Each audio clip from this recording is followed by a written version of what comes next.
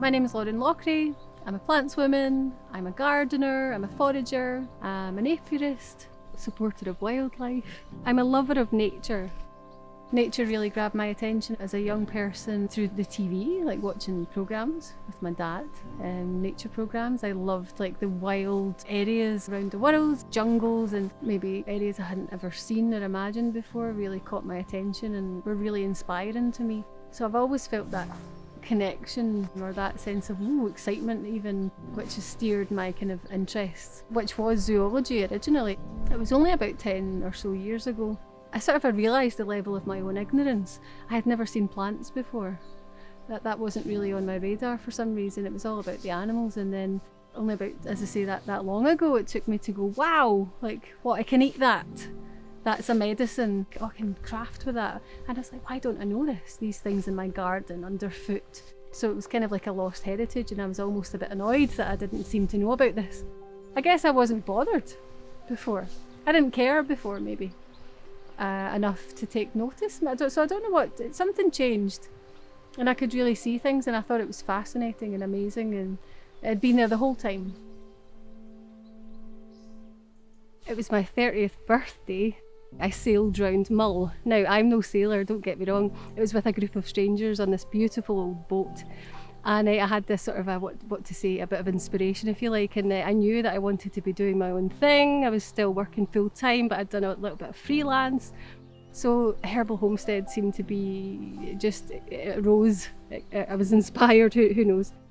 I was lucky enough to come across this amazing opportunity. The Wild Wonders programme, it was a community-led development fund through a programme called Leader at the time, and basically it was a year-long opportunity to work alongside top foragers and network with lots of other people that wanted to either create their own business or that were already a small local business. So that really initiated this kind of picture, or like how could this work and what was the framework of this business plan, Herbal Homestead.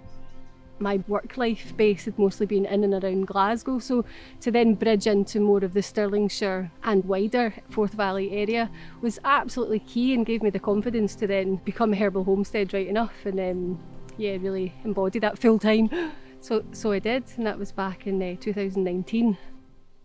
So Herbal Homestead is an outdoor education, natural wellness business based here essentially on this gorgeous land at Cardross, and it's become a demonstration garden.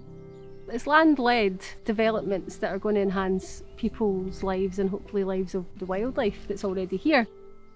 That's involved creating a couple of wildlife ponds, accessible paths. I have a beehive, we've put in a polytunnel, seating areas, herb garden, there's a forest garden with different layers of edibility, a vegetable garden, compost loo, and kind of outdoor bothy kind of workshop space as well.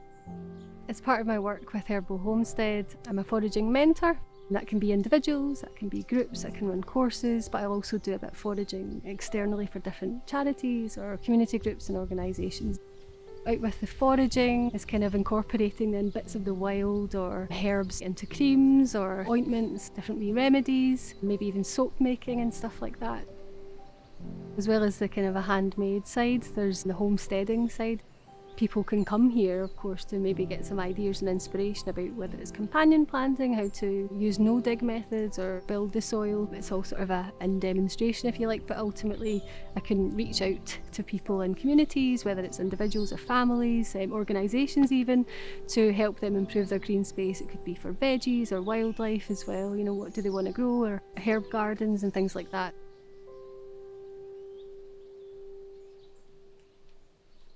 I'll talk about and introduce foraging for people when they come here as a way to really just slow down, to I guess I call it to help pierce the green veil, because I noticed, and I was just as guilty of not looking, not observing. We just see this green. The word foraging, interestingly, means so much to different people, and we, by naming it, have almost removed ourselves, I feel, in the West a wee bit from what it might mean, because it's not just that's a fun, exciting experience to go and do. Sure, that's a good inroads. Can I eat it? Sure, no worries, but we forget that there's these beings, these living, changing, growing, moving plant or fungal life forms that we share this landscape with, that should we should take notice of, and understand their cycles and the seasons of the changes and what we can gather when and what parts to gather when. So I try and guide people on the basics of those rhythms.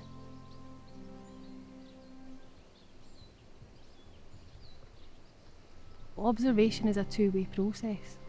How do you feel when you're looking at a nettle plant? Yeah, how is it you feel when you're by the oak tree? When you're looking at it, not looking to grab, you're looking at it in a sort of open state. And then it's in those moments that I've had experiences with plants where I was like, oh, you get a sense of things. So when you're in that open, you haven't put it in a box yet, you're open to meeting it for what it might be. Dare you be curious enough and open enough and observing enough and plugged in enough and breathing as part of the ecology? Are you in rhythm with the seasons? Once you just plug into that, you will be amazed at what you already know and or what you can see, feel, taste. Someone told me once, we'll talk about, how do you know that's a rowan tree? It's just it. So just as a rowan tree, well, I was like, well, let's try and bring words to it. How do you know the difference between your Auntie Jean and your Auntie Susan? You don't mistake them, but they just are. They're Auntie Jean and your Auntie Susan. So we can bring to our attention then those same kind of more subtle cues, that the just isnesses, to then pull out certain key features that they're probably visual, they might be statural. Oak trees look on knees and elbows, for example. So it's to get to that place and to trust yourself and to see in a different way, because we're all beautifully biased in our own uniqueness. So again, don't take my word for it, rather what's your experience, and that's also the truth.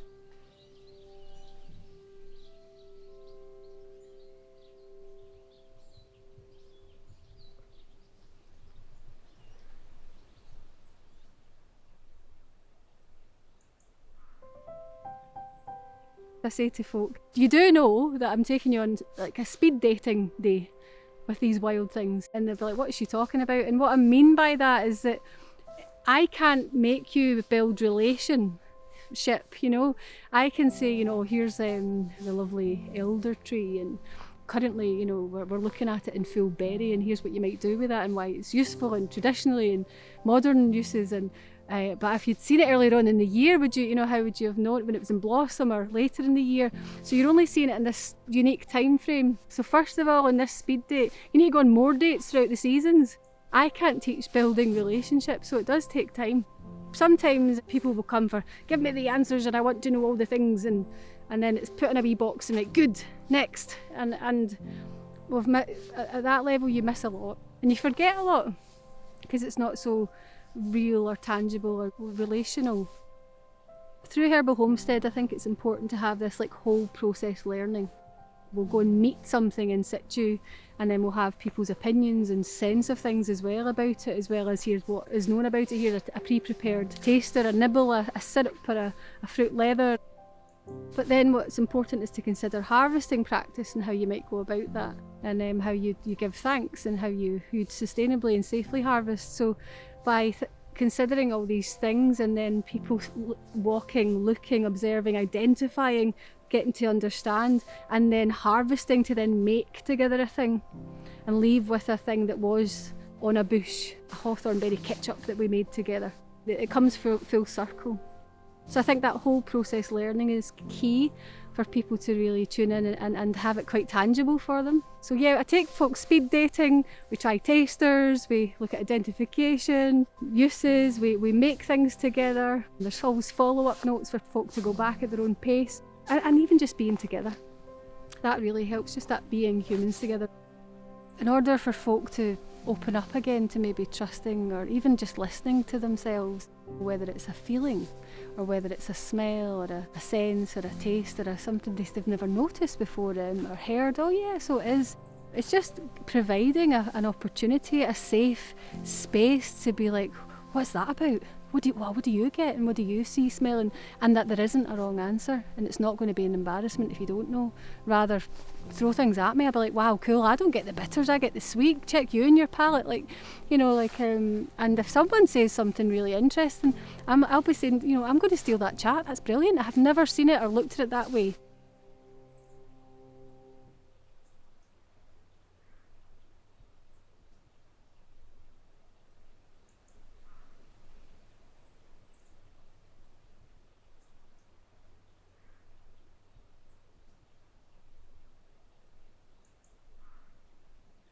The embodied intelligence, I guess, that I refer to is that trusting that you, as a human being, and accepting and knowing that you're part of the wider landscape, innately like the interactions and the interrelationships of different other living organisms.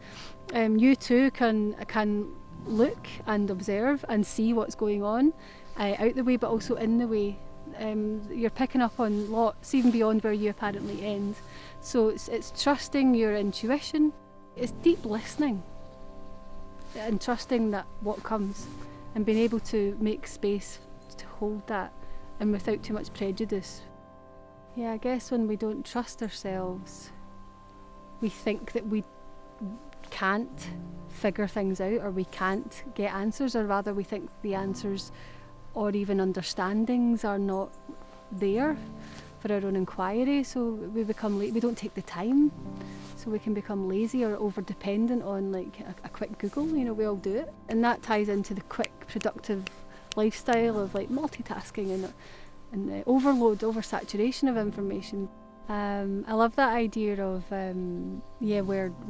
where might we end. It's not necessarily just at your hands and your feet or your exterior, and that directly ties into that knowingness when you do tap into that. Apparent boundaries and apparent separateness are all, dare I say, misnomers. Because what is it to be a human observing through a tiny bandwidth of colour? Yeah, and what is it to be a dolphin echolocating and using this sonar, or a butterfly tasting with its toes? These are all realities of truth, of ways to be or sense and know. So then, yeah, don't be a bit more open that just the way you see it. Of course, it's not the only way, and in fact, there's so much that we don't see and that we can pick up on. It just is.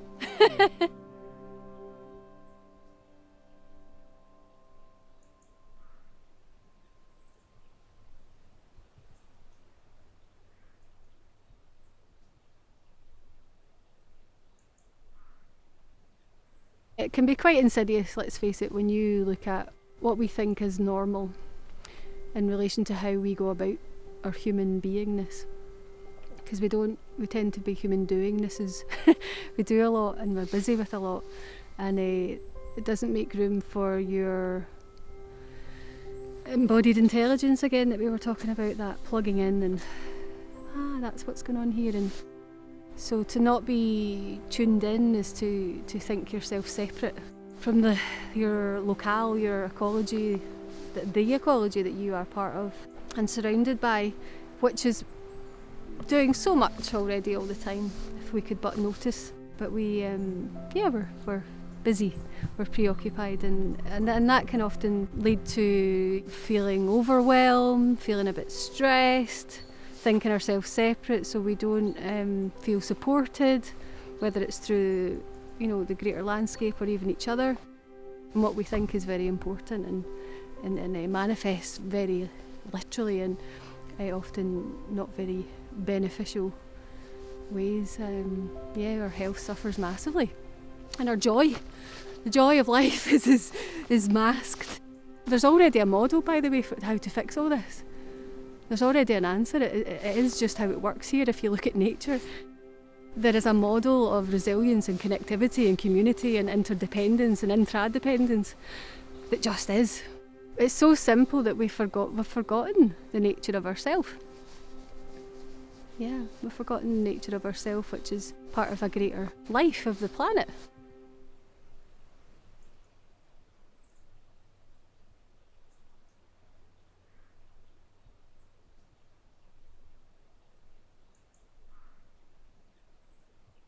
Relating all of this to a bigger picture, for me it all goes back to relationship and caring.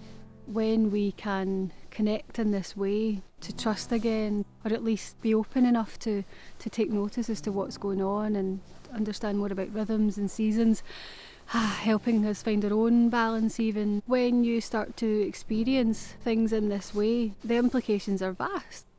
If we were all doing our part around the world in this land-led way, to plug in and listen and see what is going on, what's there and how it functions, to meet things where they might be and to plug into that truth, would be massively impactful on a planetary scale if we all felt that way and cared that way. But we need to build that relationship first with ourselves, but also the land, our greater self, really, our greater ecology, the nature of ourselves.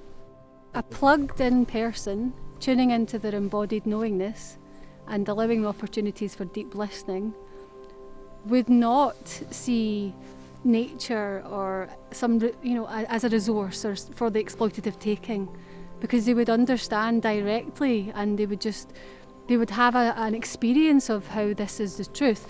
To chop down that tree would be detrimental to me, even if it's from a selfish point. You would know that would affect you in a negative way. It would change the course of the river and those rare birds wouldn't come back there, which also their poop actually fed a rare plant which had an association with this small mammal that's a weird riparian, unusual character, and all of these things all go because of this one vast beautiful tree that we thought was going to be great to sell for firewood or whatever it is we wanted to do, because we didn't have the foresight, or even first of all, before we lifted the axe, realise what's going on and how it's supporting you in a way that you couldn't imagine. So yeah, we will not, and being hopeful here, treat the planet as we do and on nature and resources as we do, because we will understand that their wellness, its wellness, is directly connected to our own enlivenment and longevity, sustainability. That's it.